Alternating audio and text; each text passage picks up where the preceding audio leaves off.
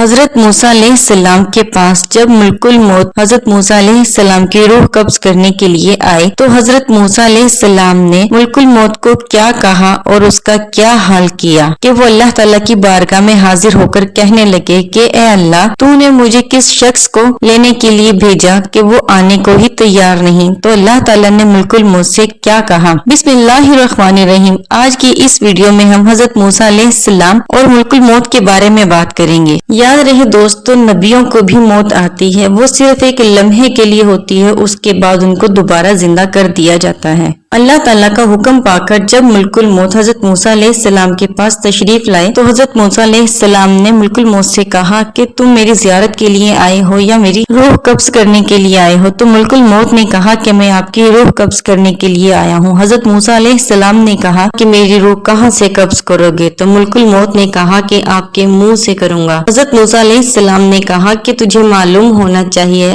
اس منہ سے میں نے اللہ تعالیٰ سے باتیں کی ہیں۔ تو ملک الموت نے کہا کہ میں آپ کی روح آنکھ سے قبض کروں گا۔ تو حضرت موسیٰ علیہ السلام نے کہا کہ ان آنکھوں سے میں نے اللہ کے نور کو دیکھا ہے۔ پھر اس نے کہا کہ میں آپ کی روح پیروں سے نکالوں گا۔ تو حضرت موسیٰ علیہ السلام نے کہا کہ ان پیروں سے چل کر میں کوہ طور پر گیا۔ ملک الموت نے کہا کہ میں اللہ کے حکم سے تیری روح قبض کروں گا۔ حضرت موسیٰ علیہ السلام نے یہ سنا تو بہت غصے میں آ گئے اور غصے سے اس کو ایک زوردار تھپڑ مار دیا جس سے ملک الموت کی ایک آنکھ نکل کر باہر آ گئی۔ یہ ہے اللہ والوں کی شان کہ جس نے ملک الموت کو بھی تھپڑ مار۔ پھر اسرائیل علیہ السلام اپنی ایک آنکھ ہاتھ میں لیے اللہ تعالیٰ کی بارگاہ میں حاضر ہوئے اور کہنے لگے کہ اے اللہ تو نے ایسے شخص کی روح قبض کرنے کے لیے مجھے بھیج دیا جو مرنا ہی نہیں چاہتا۔ حضرت اسرائیل علیہ السلام کی یہ بات سن کر اللہ تعالیٰ نے کہا کہ اے اسرائیل تم نے ان سے جا کر کیا کہا؟ تو حضرت اسرائیل علیہ السلام نے کہا کہ میں نے کہا چلیے میں آپ کو لینے کے لیے آیا ہوں۔ اس بات پر وہ ناراض ہو گئے اور مجھے ایک زوردار تھپڑ مار دیا۔ تو اللہ تعالیٰ نے کہا اے اسرائیل اب جب ان کی بارگاہ میں جانا تو بہت ادب کے ساتھ جانا۔ یہ ہے شان ہمارے نبیوں کی جن کی بارگاہ میں حاضر ہونے کے لیے اللہ تعالیٰ فرشتوں کو ادب و آداب سکھا رہے ہیں۔ جب حضرت موسیٰ علیہ السلام کے مرتبے کا یہ حال ہے تو ہمارے پیارے نبی حضرت محمد صلی اللہ علیہ وآلہ وسلم کے مرتبے اور ان کی شان کا کیا عالم ہوگا۔ اس کے بعد اللہ تعالیٰ نے ملک الموت کی آنکھ کو اپنی رحمت سے ٹھیک کر دیا اور اس کے بعد ملک الموت ایک بیل لے کر حضرت موسیٰ علیہ السلام کے پاس حاضر ہوئے اور کہنے لگے کہ اے موسیٰ علیہ السلام اس بیل پر آپ اپنا ہاتھ رکھ دیجئے، آپ کے ہاتھ کے نیچے جتنے بھی بال آئیں گے اللہ تعالیٰ نے آپ کی عمر اتنی دراز فرما دی ہے۔ تو حضرت موسیٰ علیہ السلام نے کہا کہ اس کے بعد کیا ہوگا؟ تو ملک الموت نے بڑے ہی ادب سے کہا کہ اس کے بعد تو وہی ہوگا جو اللہ تعالیٰ چاہیں گے۔ حضرت موسیٰ علیہ السلام نے اس سے پوچھا کہ اللہ تعالیٰ کی کیا چاہت ہے؟ حضرت اسرائیل علیہ السلام نے کہا کہ اللہ تعالیٰ کی چاہت ہے کہ آپ کو بھی موت آئے گی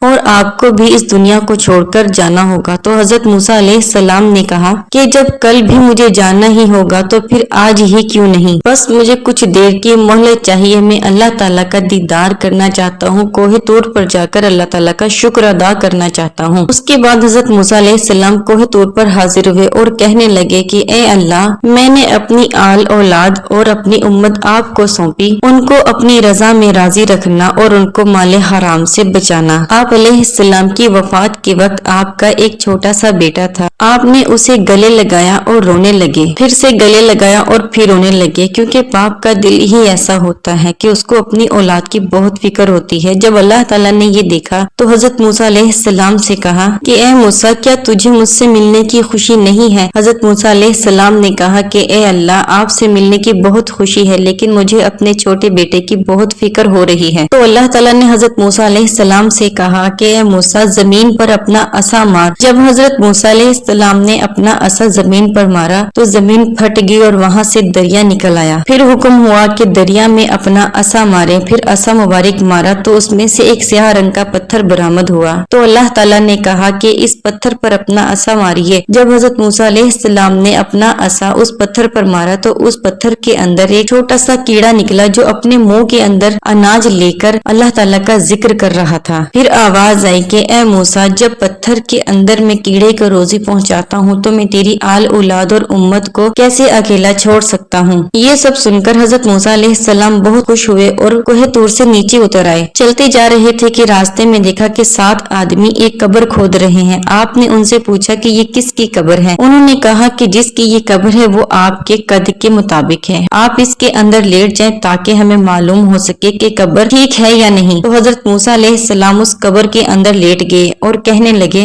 कि ये क्या खूब जगह है, काश ये मेरे लिए होती। ये कहना ही था कि हजरत जिब्राइल अलैहिस्सलाम एक सेब लाए और हजरत मूसा अलैहिस्सलाम के सामने रख दिया। जैसे ही हजरत मूसा अलैहिस्सलाम ने उसको सूंघा तो आपकी रूह परवास कर गई।